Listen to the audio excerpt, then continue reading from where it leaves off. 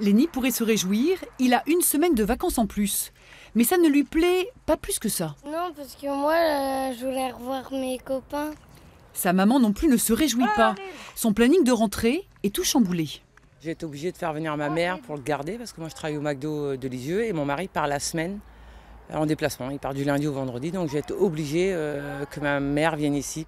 5 jours que Madame le maire explique ce changement de calendrier voté jeudi dernier à l'unanimité par le conseil municipal. Elle avait composé son équipe dans les écoles avec 5 personnes en contrat aidé, donc financées en majorité par l'État. Un scénario qui s'est écroulé dans l'été. Elle enchaîne les interviews télé et radio pour se justifier. Fin juillet, le coup de massue est tombé. Effectivement, tous les contrats aidés sont gelés.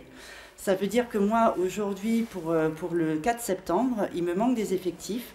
Et ce qui signifie que les enfants ne peuvent pas être encadrés correctement. Il n'y a pas suffisamment de personnel.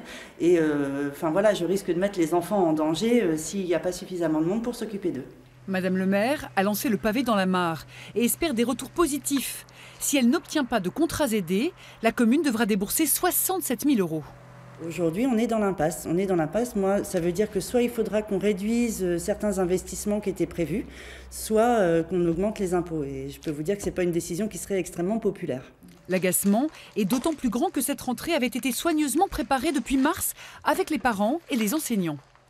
On faisait même mieux que ce que demandait le ministère de l'Éducation, puisque en plus des activités périscolaires prévues, il y avait même une aide au travail tous les soirs. Donc je crois que là, on était des élèves qui aurions été exemplaires.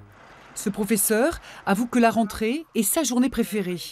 Il espère que cette affaire sera vite réglée pour retrouver dès lundi ses élèves comme les autres.